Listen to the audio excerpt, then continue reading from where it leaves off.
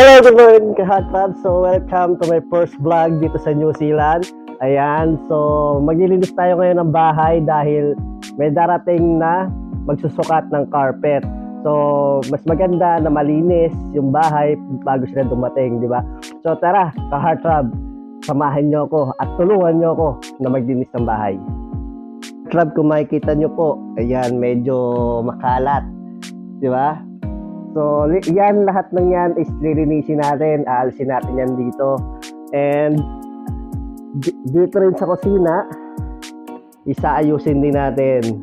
Yan, basta lahat ng nakikita natin kalat is aalisin natin, aayusin natin itong bahay para pagdating nung magsusukat ng carpet is okay, malinis yung bahay na to, di ba? So, tara, umpisahan na natin ang paglilinis. Samahan niyo ako, ka-club, at tulungan niyo ako. Siyempre, ang una natin gagawin is magliligpit muna tayo ng mga plato, ng mga baso. Dito muna tayo magsisimula sa kusina para pagdating natin sa may sala is konti na lang yung gagawin natin. Konti na lang yung gagawin ko. Ayan. So, unang gagawin ko is magliligpit ako ng plato. Yan. Samahan niyo ako, ka-heartthrob. So, magkwentuhan tayo.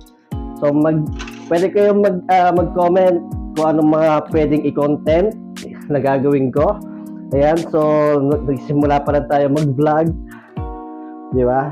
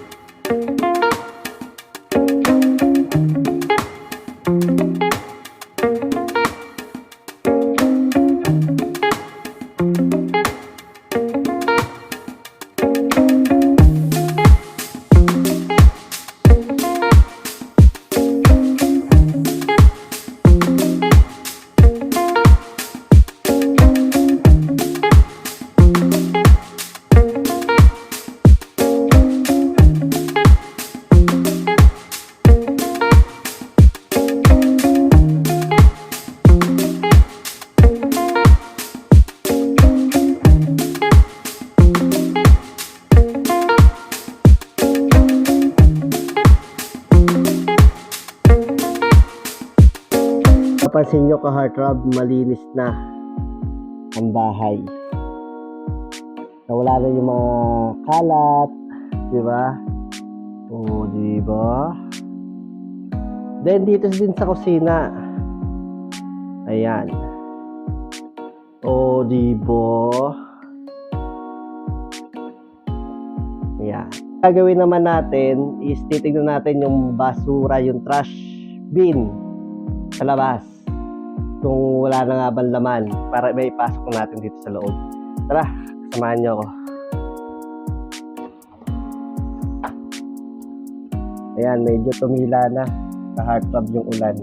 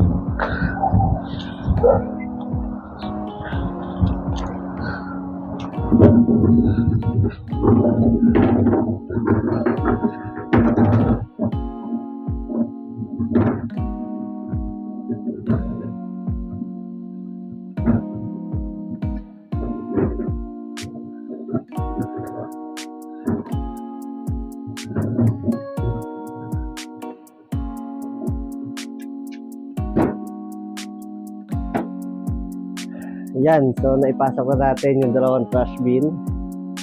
So, pasok na tayo sa loob, medyo naambon na.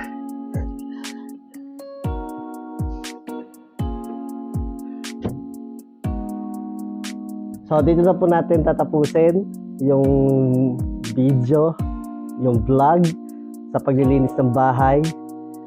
Sana sa susunod, samahan niyo ulit ako sa pag-vlog, di ba? And don't forget to like and subscribe